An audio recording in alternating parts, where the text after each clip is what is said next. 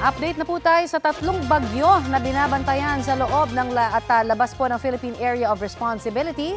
Kausapin po natin si Pag-asa Weather Specialist Veronica Torres. Magandang umaga at welcome po sa Balitang Hali. Magandang umaga din po, Miss Connie, pati na rin sa ating mga taga-subaybay sa Balitang Hali. Miss Veronica, paano po makakaapekto sa bilis at taglay na lakas ng bagyong Nika ang paglandfall nito sa Dilasag, Aurora?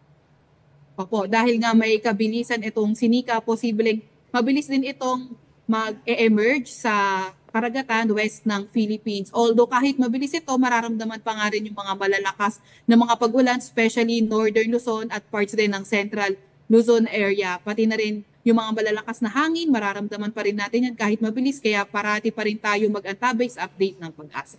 Opo, at syempre bukod po sa Dilasag, Aurora, sa ang mga lugar pa ho ba kaya posibleng maramdaman yung direktang epekto po ng bagyong Nika?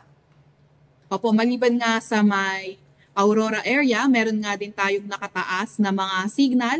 Pinakamataas na itaas natin na tropical cyclone wind signal ay signal number 4. So mostly yung nakaranas ng mga signal number 4 sa may northernmost portion ng Aurora, central at southern portion ng Isabela sa may Kalinga, Mountain Province, northern portion ng Ifugao, central at southern portion ng Abra, northern at central portion ng Ilocos Sur. Samantalang signal number 3 sa central portion ng Aurora, northern portion ng Quirino, northeastern portion ng Nueva Vizcaya, nalalabing bahagi ng Isabela, southwestern portion ng Cagayan, sa may southern portion ng Apayao, nalalabing bahagi ng Abra, nalalabing bahagi ng Ifugao, northern portion ng Benguet, southern portion ng Ilocos Norte at nalalabing bahagi ng Ilocos Sur.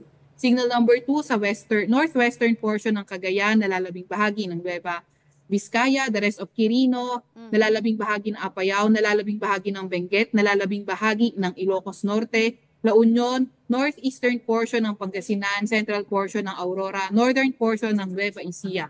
At signal number 1 naman sa Babuyan Islands, nalalabing bahagi ng mainland Cagayan, nalalabing bahagi ng Pangasinan, the rest of Aurora, the rest of Nueva Ecija, Bulacan, Pampanga, Tarlac, the northern at central portion ng Zambales, Metro Manila, Rizal, eastern portion ng Laguna, north at eastern portion ng Quezon, kabilang na nga ang Polillo Islands. Maliban nga sa signal, meron din tayong nilabas na weather advisory kung saan asahan nga natin ngayong araw yung intense to torrential rain. So kapag may intense to torrential rains, asahan natin yung widespread incident nga ng severe flooding at landslide. So expected yon sa areas ng Aurora, Isabela, Cagayan, Quirino, Nueva Vizcaya, Benguet, Ifugao, Mountain Province, Kalinga at Apayao.